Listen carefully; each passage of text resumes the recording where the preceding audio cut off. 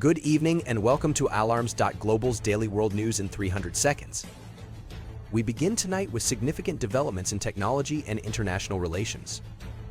In the Middle East, Saudi Arabia has unveiled Project Transcendence, a monumental $100 billion initiative aimed at establishing the kingdom as a global powerhouse in artificial intelligence. This ambitious project is set to rival the United Arab Emirates' advanced technology sector, signaling a new era in regional tech competition. Shifting focus to cybersecurity, heavy cyber warfare has been reported between Iran and Israel. The Israeli company Credit Guard announced it's under intense cyber attacks, causing disruptions in credit card services. Similarly, Iran has experienced minor disruptions in some governmental sectors. In sports news, NFL Commissioner Roger Goodell has announced plans to expand the league's global presence by scheduling 8 international games next season. The games are slated to be held in London, Spain, Brazil, Mexico City, Germany, and possibly Ireland, reflecting the NFL's commitment to growing its international fan base. Turning to Asia, FIFA has issued disciplinary actions against Indonesia's national football team following incidents during the 2026 World Cup qualifiers, including a warning for delaying a match against Australia. In Africa, Kenya is set to implement new livestock initiatives starting in January, following discussions between Bill Gates and President William Ruto. This program aims to bolster agricultural practices and support local farmers.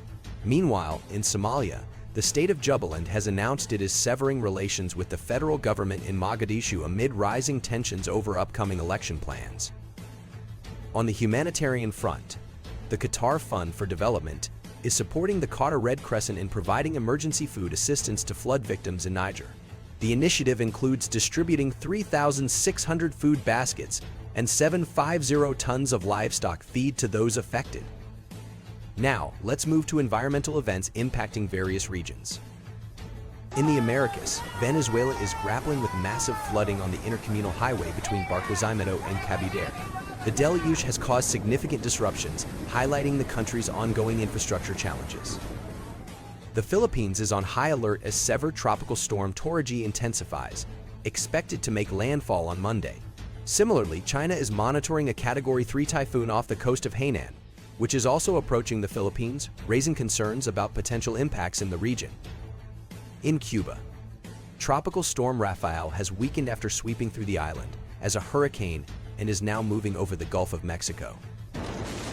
Russia is experiencing severe weather conditions as well. A snowstorm has hit the Absolilovsky district of Bashkortostan, leaving over 100 vehicles stranded and numerous motorists trapped. Additionally, a magnitude 5.0 earthquake struck the Mongolia region, prompting emergency responses. In the United States, a winter storm has left thousands without power in New Mexico, particularly affecting areas from Santa Fe to Albuquerque. Restoration efforts are underway, but times remain uncertain as crews work diligently to assess and repair the damage. Across Europe, citizens are voicing their concerns. Thousands have taken to the streets in Portugal, demanding higher wages and pensions amid economic struggles. In Spain, demonstrators are calling for the resignation of the Valencia leader over what they perceive as a mishandled flood response. Returning to the Middle East, flight cancellations to and from Israel continue due to security concerns. IT Airways has canceled all flights until January 12, 2025, and Air France has suspended flights until December 26, 2024.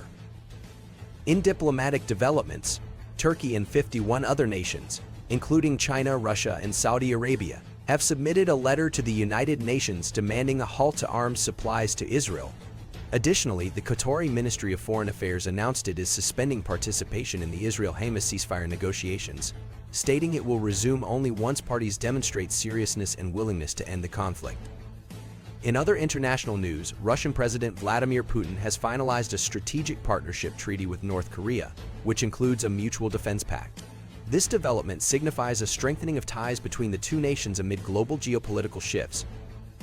On a final note, approximately 2,000 Israeli citizens were evacuated from the Netherlands back to Israel on emergency flights fully financed by EL over the weekend, highlighting ongoing concerns for safety and security in the region. That concludes our broadcast for tonight. Thank you for joining us at Alarms.Global's Daily World News.